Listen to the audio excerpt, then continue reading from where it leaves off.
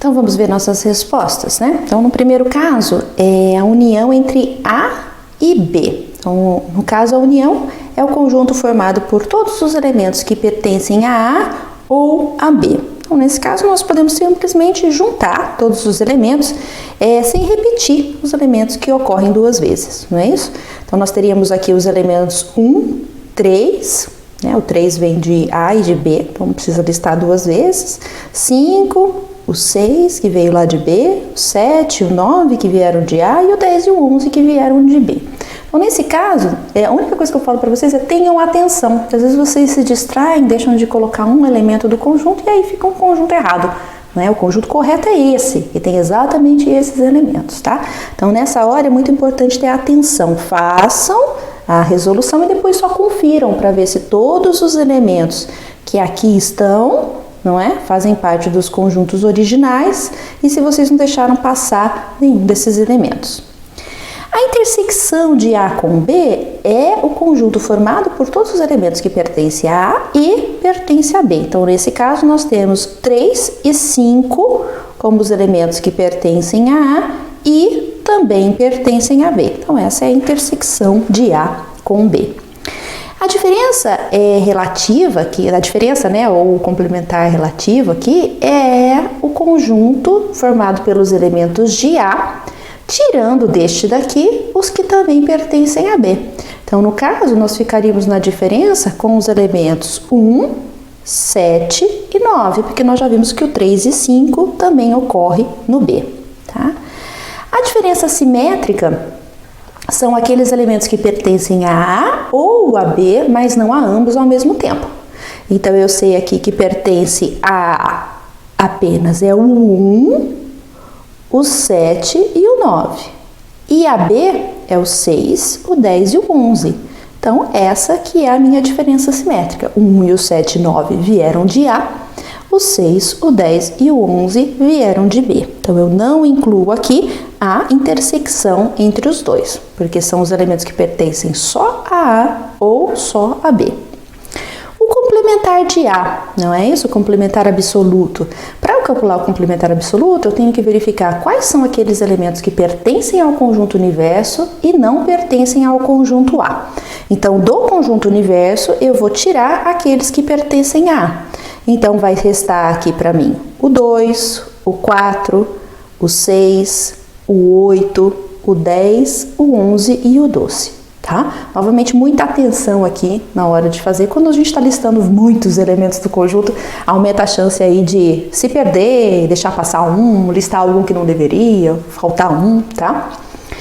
Agora eu posso combinar, não é? Desse complementar aqui do A, eu quero fazer a diferença em relação ao B. Então, desse complementar de A, eu vou tirar daqui os elementos que pertencem a B. Então, eu preciso tirar 3 já não está lá, 5 também não, preciso tirar o 6, o 10 e o 11. Então, como resposta, eu vou ter o 2, o 4, o 8 e o 12. E o produto cartesiano de A por B?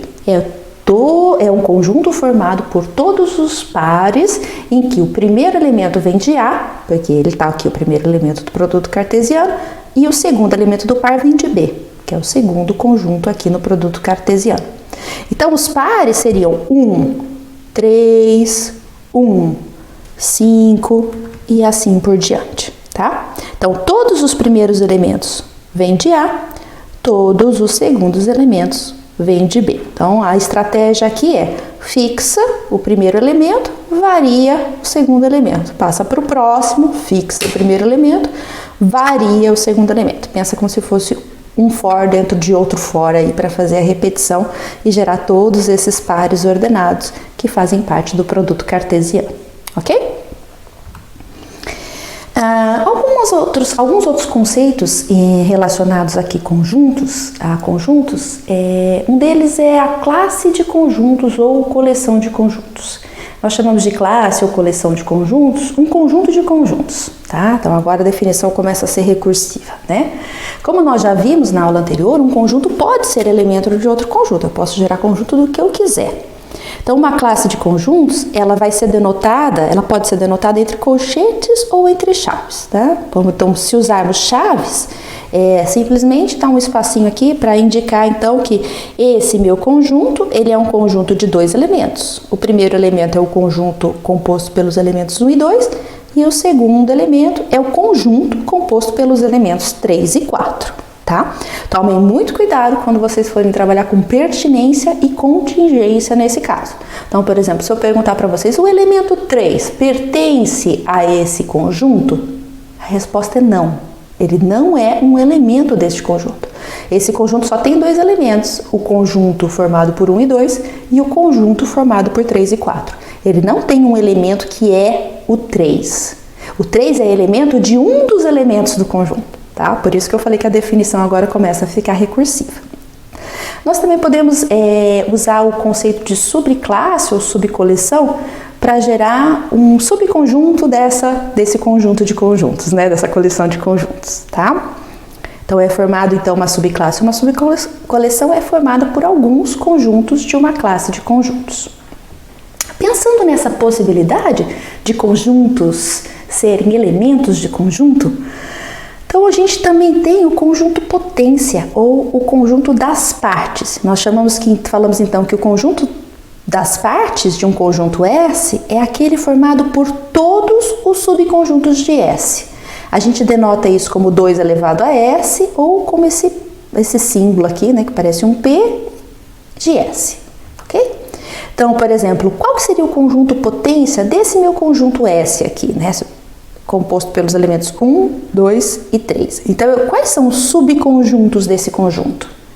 Então, eu sei que este conjunto tem como subconjunto pelo menos quem? Pelo menos o vazio e ele mesmo, não é isso?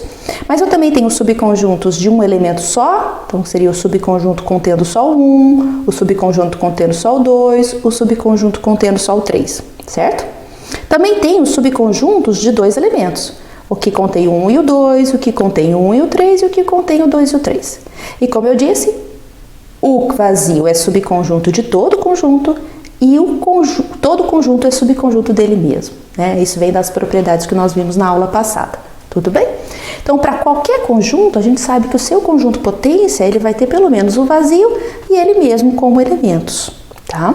Isso é bastante importante. Então, vejam, classe de conjuntos, conjunto potência, são generalizações da definição de conjunto, tá?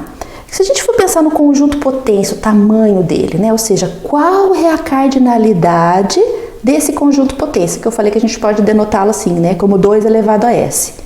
Nós veremos lá na aula que eu vou falar sobre indução matemática, que a cardinalidade deste conjunto, veja, aqui dentro é um conjunto, tá? É uma notação que nós usamos para conjunto.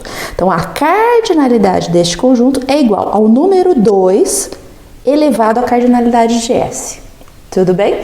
Tanto por isso que a notação é bem parecida mesmo, tá? Para a gente chegar à conclusão desta cardinalidade. Nós vamos demonstrar isso usando indução matemática, tá? Em algumas aulas aí mais para frente.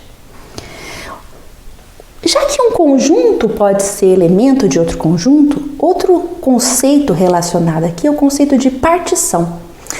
Então, dado um conjunto não vazio A, nós vamos chamar de partição, uma partição de A, nós vamos chamar de P aqui, vai ser uma subdivisão de A em conjuntos não vazios, disjuntos 2 a 2, de tal forma que a união leva a A, tá? Ou seja, seria isso graficamente. Então, a partição do meu conjunto, A original, seria aqui, ó, formado por um conjunto A1 que pega esses elementos de A, um conjunto A2 que pega esses elementos, um conjunto A3 que pega esse, um conjunto A4 esses e um conjunto A5 esse. Então, eu tenho aqui, essas são as partições, né? A maneira como eu divido o meu conjunto A e unindo todos esses conjuntos, eu tenho o meu conjunto A original. Então, por exemplo, dado esse conjunto A, que eu coloco aqui, uma partição possível para ele seria essa, formada pelos elementos ímpares e os elementos pares, tá vendo? Ou seja, eu peguei este conjunto A e dividi este conjunto em dois, né? Pegando aqui, separando quem são os ímpares num primeiro conjunto, numa primeira partição, e quem são os pares numa segunda partição. Veja que não há intersecção entre eles, por isso que eles são disjuntos, certo? E se eu unir os dois, eu volto para o A. Então veja que a partição é um conjunto de conjuntos, só que com essas propriedades, que eles não haja intersecção entre esses conjuntos. Outra partição possível, né, posso ter várias aqui, seria essa aqui, ó, eu coloquei aqui os elementos 1, 2, 5, 6, 7, partição gerada aleatória, vamos pensar, né? Aqui um conjunto 3, contendo só o 3, aqui o conjunto contendo o 4, o 8 e o 10, aqui o conjunto contendo o 9, tá? Então eu tenho aí várias partições possíveis para gerar o meu conjunto A original, então, tudo bem? Entre outras aqui.